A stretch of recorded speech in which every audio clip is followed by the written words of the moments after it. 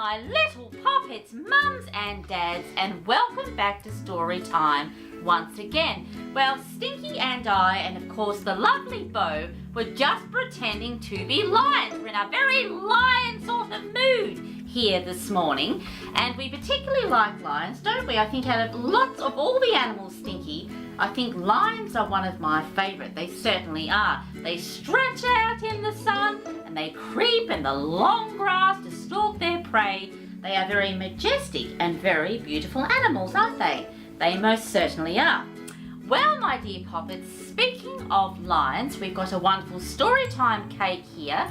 Yes, with a lion on the very top there. And today's story, of course, is called A Lion in the Night. And thank you, Stinky dear, A Lion in the Night.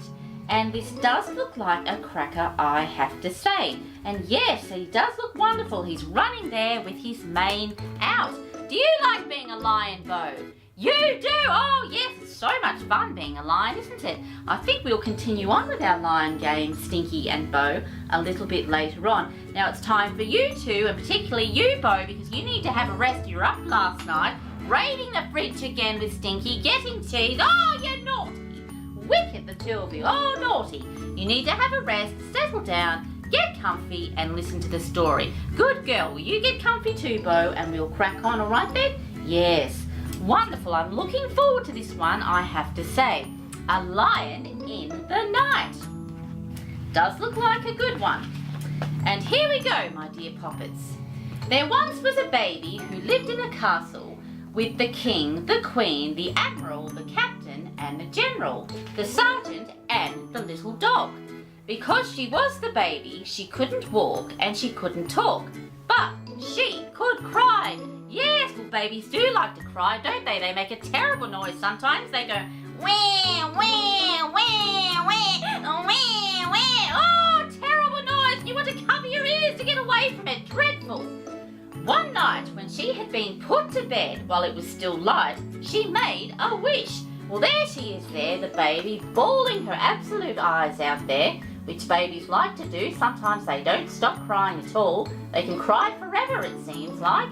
But she's tucked up in bed anyway, and she's howling, bawling away. Later, when the moon was out and the tide was high, the queen woke up. And what did she see? I wonder what she saw, my dear poppets. And there's the queen there. She's woken up with her crown on, and she's wide awake. Perhaps something woke her up. Perhaps she heard a noise, and that's why she's awake. I don't know. Ah! She saw a lion stealing the baby. Oh, she saw a lion stealing the baby. And there's the lion there, and he's running off with the baby. How dreadful. I wonder why on earth he wants a baby. I don't know. Perhaps he's looking for a new friend. The queen woke the king, and the king woke the admiral, and the admiral woke the captain, and the captain woke the general, and the general woke the sergeant, and the sergeant woke the little dog. Ruff, ruff, ruff. That's what dogs do, don't they? Ruff, ruff, ruff. Oh yes, they make just as much noise as babies crying. What did they do? Well, I don't know. Perhaps they all decided to chase after the lion. Yes, perhaps they're going to catch him to try and get the baby back. I don't know.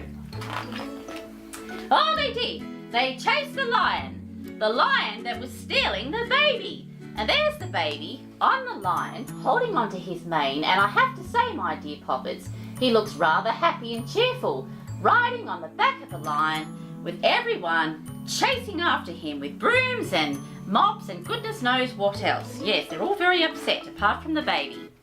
Out of the castle and over the fields and into the forest.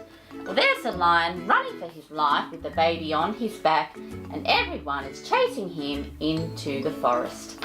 I wonder what's going to happen next. A lot of noise. Out of the forest and past the church and into the boat. Well, now the lion's in a boat. Must have been a dreadful squeeze because they are quite large lions. And he's in the boat with the baby and he's paddling away. Yes, with everyone else hot on his tail, chasing after him. Into the boat and across the sea and over the mountains. Well, there he is now, and he's out of the boat and he's running past where all the mountains are, going deep into the mountains, far away with the baby. I wonder if they're going to catch him. Yes. Over the mountains and into the fields, and there the lion stopped. Well, there they are, and they've come to a sudden stop because the lion has stopped. I wonder what's going to happen next. What on earth are they going to do, and how are they going to get that baby back? I don't know. Oh, I can't do a very good lion noise, I have to say. I'll have to practice that. There he is anyway, growling away and making a racket. Yes. Making a dreadful noise. He's saying, back off a bit, he's saying. And he's roaring again, a great big roar. And he does look very frightening indeed, I have to say. Look at that. His mane is back and all those sharp pointy teeth, and the baby's still there sitting on his back. Back home they ran as fast as they could, over the mountains, into the boat, across the sea, past the church, into the forest and through the fields. And there they are running, and the lion is still growling and making a dreadful racket. A dreadful racket indeed, and I wonder what's going to happen next. Ha ha! I'm the king of the castle, and you're the dirty rascals, bellowed the lion. Well, that was unexpected, my dear Poppets. He got there first and fooled them all. Now, the game was over. Everyone except the lion and the baby were very, very tired. And everyone as well as the lion and the baby was very hungry. So the lion invited them all in for breakfast. Well, now the lion's a chef and he's invited them all in for breakfast. How unexpected. As long as they're not the breakfast, I hope not. They had what they usually had for breakfast, all except the lion, who gave the baby her bottle. Well, he's very, very clever, this lion. He can multitask.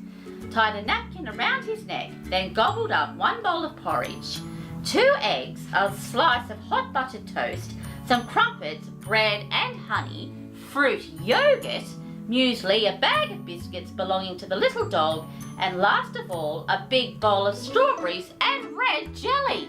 Well, who would have thought, my dear Poppets, that lions would like red jelly? I had no idea that they liked red jelly.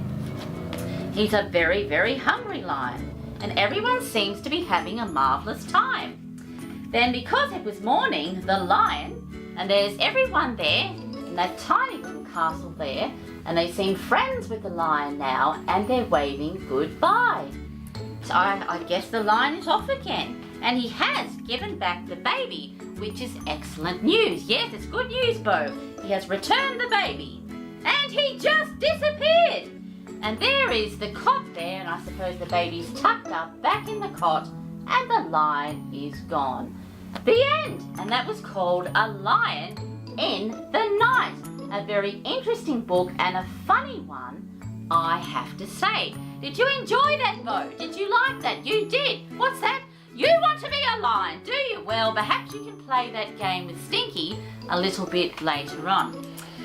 Well, my dear Poppets, we have come to the end of story time once again, so I suppose I should get Stinky. I hope he hasn't got any biscuits. Bo and Stinky have been very naughty.